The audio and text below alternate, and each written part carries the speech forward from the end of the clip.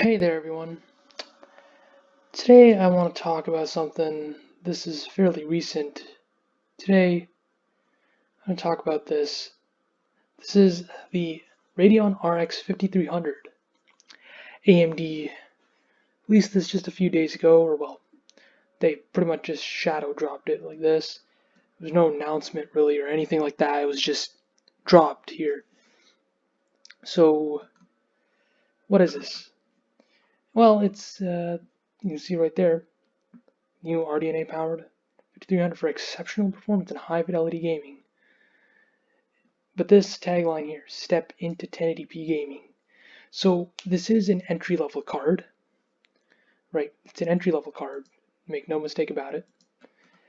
But the thing is, you see, you might be thinking like, well, didn't that already exist? Because you already had this here, the 5500 XT.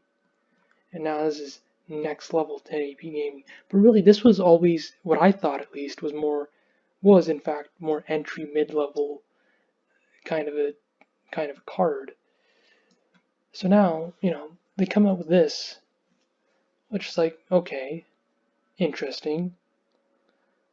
So, all right, what's this all about? Well, really, the interesting part about it really starts when you look at the memory configuration here. See that? 3 gigabytes. Yes, that's right, 3 gigs in 2020. It is GDDR6, it's clocked at 14 gigabits per second, and it's on a 96-bit bus for a max bandwidth of 168 gigabytes per second. However, if you take a look at these other specs here, 22 compute units, boost frequency of up to 1645, game frequency 1448, yeah, so all this other stuff, but take a look here. I want to show you something. Look at the specs for the 5500 XT. Look familiar? 22 compute units, 1845 megahertz boost frequency, and 1717 game frequency. But everything else, if you notice, 32 ROPs here. Same number of transistors. They have it listed as peak half precision, and then they have it listed peak single precision. But make no mistake, this is basically, if you half that, you get a little less than 5.2. So it's a little less, but that makes sense because of the lower frequency. But the same number of compute units, same number of stream processors, all that stuff, right? It's, it is very much similar. Of course, if you notice the memory configuration, however, the 5500 XT comes in 4 gig and a 8 gig configuration, and that's also at 14 gigabytes per second. And then you have a bandwidth of 224 gigabytes per second. It's on a 128-bit memory bus. It's not listed here, but that's what it is. So, yeah, I mean, if you notice, this is basically just a 5500 XT, but with 3 gigs of VRAM, a narrowed down memory bus, and, move down clock speeds.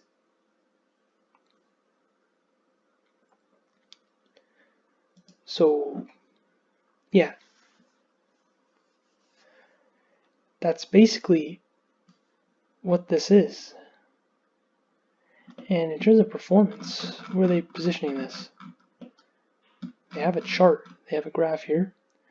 They're comparing it with the GTX 1650. This Clay's saying they overclocked it. So the 1650, not the 1650 Super, the 1650. However, the 1650 itself had, of course, the GDDR5 and the GDDR6 variant. GDDR6 is a little better, so I'm assuming, given how recent this is, I'm going to say they probably tested the GDDR6 variant, overclocked it, probably a slight overclock, nothing significant. But you can see here, and I'm gonna assume this is at 1080p, given that they are talking about 1080p. This is pretty impressive numbers. 86 FPS Battlefield 5 high settings, 1080p. 69 FPS Monster Hunter World at the highest settings. That's a pretty big deal. Modern Warfare high settings, 1080p, 69 FPS. PUBG, 70 FPS. Yeah, and you can see it's handily beating this 1650 overclock.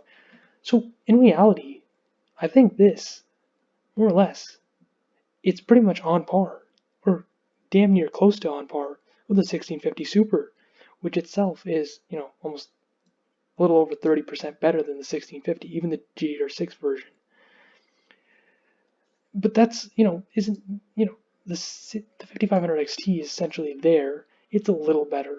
Certain titles like Battlefield, of course, will favor the 5500 XT. 1650 Super and the 5500 XT, I'd say, are quite competitive with one another. At least the 4 gig variant, right? 1650 Super has 4 gigs of VRAM.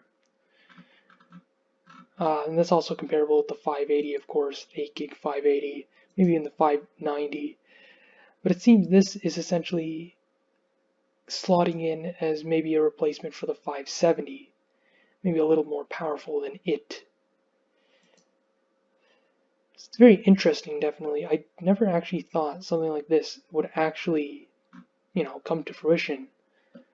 For me, what I'm puzzled about, though, is just how late this is. I mean, you can think of this, like we're nearing the end of Q3 2020, right? NVIDIA just announced Ampere, and AMD's, they got the next gen consoles coming in fall. They're likely looking at RDNA 2 soon, looking to announce it or something. This is, for me, this is like, why now? Why now? This to me, honestly, seems like just too little, too late, to be completely honest with you. I mean, looking at the other specs, so board power, right? This is 130 watts for the 5500 XT. This is 100 watts, which is comparable to the 1650 Super. But then if you notice, right, 1650, the non-Super, has a 75 watt board power, which allows it basically, it's why it's such a popular choice for a lot of those office PCs, those pre-built office machines that you don't want, usually the power supplies aren't robust enough to supply any external power, but the 1650 is such that it can take all the power it needs straight from the motherboard PCIe slot. It sits in 75 watts. And you can get that much from just the PCIe slot. It's a very popular for that reason. Otherwise, the 1650 really isn't all that great, right?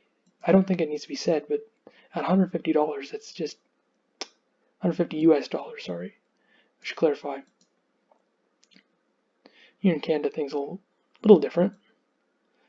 But yeah. So this, right, this doesn't have that. Although, to be fair, the performance here it is just 4 games, though. It's interesting why they only showed these 4 games. Specifically, Battlefield, that clearly favors AMD, but that's, I guess, yeah. So, it doesn't have that same appeal. And apparently, there's a lot of talk that this is being priced at $130 US. For me, that's just, who is asking for this, first of all? And second of all, $130, I don't know. That's, I mean, this is just a little off of 1650 Super performance, which is nice. But the fact of the matter is, at $160 US for the 1650 Super, I don't honestly know why you wouldn't actually just spend that little, because you do also get an extra gig of VRAM as well. For me, it comes back to this. It's too little, too late. I mean, everything about this just tells me this was supposed to come out earlier. This wasn't supposed to be, sort of put out this late in the game, literally nearing the end of Q3 of this year. something tells me this was supposed to be like way earlier. This is supposed to be like maybe at the start of this year, following maybe the 5600 XT, or even maybe before that, or maybe during the 5500 XT. In fact, honestly, they could have just made this the 5500, maybe given it 4 gigs of VRAM, but just everything tells me this wasn't supposed to be this late. And the other thing that sort of cements this, in my opinion, AMD themselves said that 4 gigs is becoming far too little, and it's on its way out. So then why the hell would they release this with just 3 gigs of VRAM after taking such a stance? And look at what they say here. Equipped with 3 gigs of advanced GDDR6 to provide high bandwidth up to 168 gigabytes per second, enabling strong 1080p performance for today's games. That's a pretty bold statement, and it's really not true. That's actually very, yeah. That's not, no.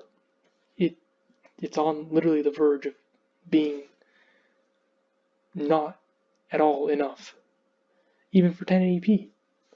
But whatever, again, 570, a little better than 570 performance is nothing to scoff at per se.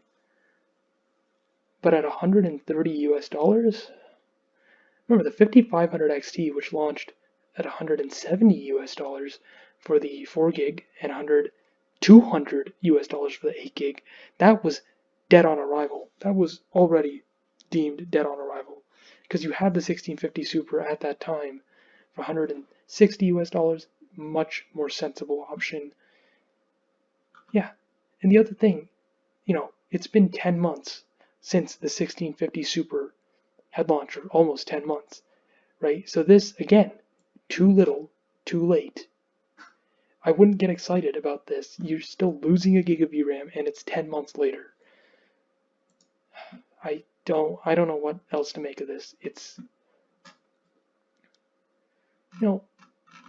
even, the 1650 Super and the 5500 XT, I don't know if they're going to be enough. They're just going to really have their work cut out for them, with these upcoming titles, Cyberpunk, Assassin's Creed Valhalla, Watch Dogs Legion, even now, Flight Simulator, for crying out loud. Look at Flight Simulator.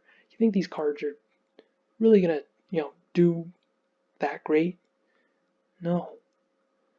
And the other thing, obviously, you can still get 570s and 580s for a pretty good price on the used market, if not still brand new. They're still stock. I see at least on Amazon US, in the US, I see 580s, 590s still brand new, and still for very reasonable prices, especially compared to the 5500 XT. This, just no good. But yeah, and this also, just one more note, this reminds me a lot of basically the situation with the 5600 XT and the 5700, right, where you basically have the same, overall, you have the same specs. Specs are otherwise very identical, or very, very similar. The only difference is the memory configuration. And indeed, that's what's happened here. So you get comparable performance. This is, I wouldn't be surprised if this is like a few percent, like 5, maybe up to 10 at most percent off the 5500 XT. But again, that 3 gig buffer is going to be a problem. As soon as the game starts needing more than 3 gigs, which you'd be surprised, it really actually doesn't take much, especially not with the most recent titles. Hell, Doom Eternal, look at Doom Eternal for example. It won't let you apply settings if you go over your VRAM limit. So, yeah, I don't understand this. Assuming 3 gigs is enough in the comparison that you're making, then this should be just 5% off of the 5500 XT, but given how easy it will be for VRAM usage to exceed 3 gigs, you're going to see that margin grow significantly, as it just simply does not have enough VRAM, nor even enough bandwidth to keep up. But that's not even the 5500 XT. For crying out loud. The 1650 Super, or even just the 1650, because the 1650, remember, also has 4 gigs of VRAM. Now, granted, it is actually 4 gigs of, well, G6. If it's a G6 variant, it'll be clocked, I believe, at 10 gigabits or 12 gigabits per second. But either way, it's got more VRAM. There's nothing really to get that. This is nothing to write home about. Just too little too late. It's fine that it exists, and I really think AMD should have made it $100 instead. That would make much more sense, given the other options you've had for quite some time now. Because I don't understand, at 100 watts, it's certainly actually not making that much of a compelling option for those with small form factor or those looking to make those office PC rigs, right? So I don't know. It seems just too late. This was way too late.